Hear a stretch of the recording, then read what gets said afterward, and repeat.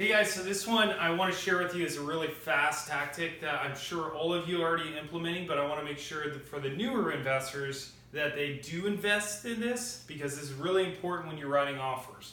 Now, when people write offers, there's a number of items that are pretty standard: purchase price, earnest money, inspection period, close of escrow. One of the things that I really want to make sure that you understand is how the close of escrow works.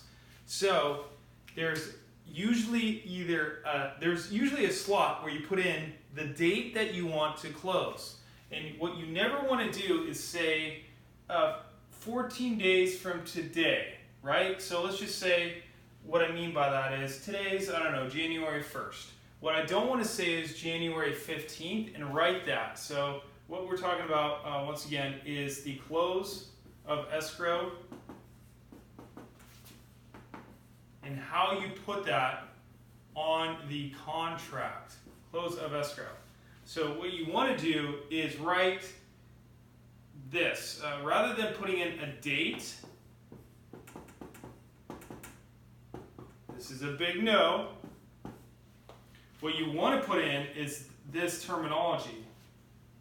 Let's say that you agree to 14 days. Rather than putting, January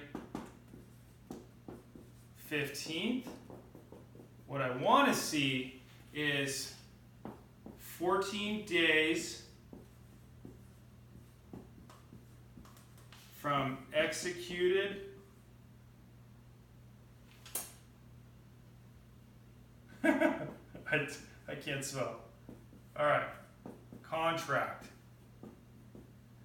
What I mean by that? What is an executed contract? I know I spelled that all right. You get the point. Executed contract means there's a buyer and seller signature. So why that is important is, let's say that today, once again, was January 1st. Well, it takes the seller until January 13th to sign.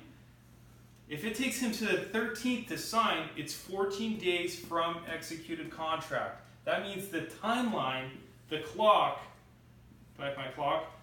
does not start until the 13th when he signed that. When both signatures are on there, it now is an executed contract. So that clock did not start until the 13th. That means I have 14 days from that date to have for closing, right? So that's what we're looking at, is 14 days from the time that he signed, is John Hancock, to that point. And that's really important because, once again, if you put an exact date, what will happen is you put yourself against the wall. You're pinning yourself into a corner because all of a sudden it comes up on January 13th and this guy decides, hey, there's no other better offers on the table. I'm going to sign on this offer. So now we're under contract. And then you're expected to close in 2 days. Make sure you don't fall into this trap. And you always say 14 days, whatever this time frame may be. You could interchange this, right? What I would say in my case is, for me, I always write just sidetracked. This one is the one that I usually write high. And the reality is, right now in the market, I'm seeing about 14 to 17 days. But when I'm talking about all the things that I put in an offer, it's usually purchase price, earnest money deposit, close of escrow, and inspection period. The one thing that doesn't cost me money is the close of escrow, and it's debatable on the inspection.